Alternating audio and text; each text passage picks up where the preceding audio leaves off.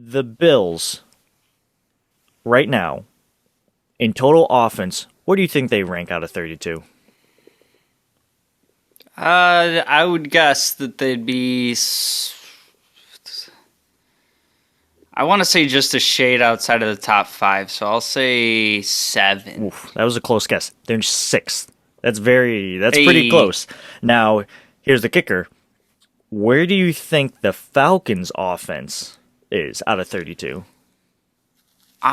so we'll get into this kind of later, but through looking through the roster and trying to figure out how their depth chart has gotten them to 7 wins, I'm gonna have to say the offense is doing some of the carrying. I'm gonna put them kind of right in the middle of the pack. We'll say 15. 25. Okay. 25. I don't know how they're winning games. Remember that. 25th total offense. And as we know, I'm not going to even bother to ask you this, but the Bills have the number one total defense. So, from bird's eye view, this is a very, very favorable matchup. I think last week at the time of the preview episode for the Patriots, they had the 14th or 13th total offense. I can't remember, or rushing offense. And I think the Bills, did their job, especially against the passing of McCorkle Jones there. And I think, what was the math again? He threw like for 43% or something. 43.75. Yeah, something like I'll that. never be able to forget that number. Yeah, so hopefully, Matt Ryan, as he's looking like he's on the tail end or the back nine of his career, but there might be some firepower in him left. But I'm not so confident in him throwing the football. And where do you think that the Falcons lie in terms of total defense? Again, looking over that roster and trying to pick out the highs and lows of I gotta say they're like 31st. 31st. You got to give them a little more credit than that. I did. I gave them one better than another team. Wow. They're actually the 24th. So pretty much offense matching defense, and I don't know if I necessarily expected anything better than this, considering Arthur Smith is, their head coach and it's his first year. I don't know if they're going to go I assume they're going to go through a rebuild. That's usually what first-time head coaches kind of really implement. They want to bring their guys in, and you'll see a mass exodus, them ripping off the Band-Aid and all this other stuff.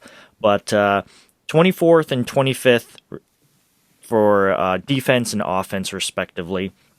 And this is an area where the Bills' sixth total offense should take advantage against the Falcons. That is huge. Huge, Justin. And how do you think that the Bills would, and we'll get into the segment, but the Bills are just going to blow them out, or do you think it's going to be a closer game, just from a bird's eye view?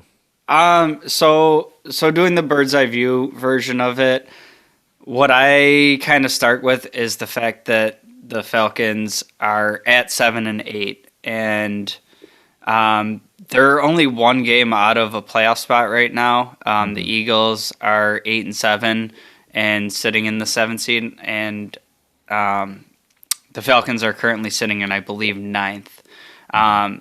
So what I kind of was looking at is, outside of those, numbers and players and whatnot, they're doing enough to win some games, and they are sitting in a position where they're playing with their lives on the line.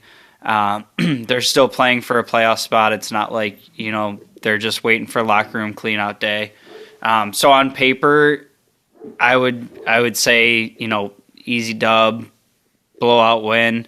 And I think that's possible, but I think it's more realistic that we really see Atlanta's best shot, and it's a closer game than we'd really expect.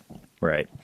Now, I'm going to quickly give you some special team stats and let you react to it. And I typically don't give you special teams statistics, but lately I've been noticing when the Bills are comfortable with letting an opposing team's returner get out there to return the ball, because they just feel like we're going to stop you well short of the 25-yard line. But Get this. The Falcons are 18th in returning kickoffs.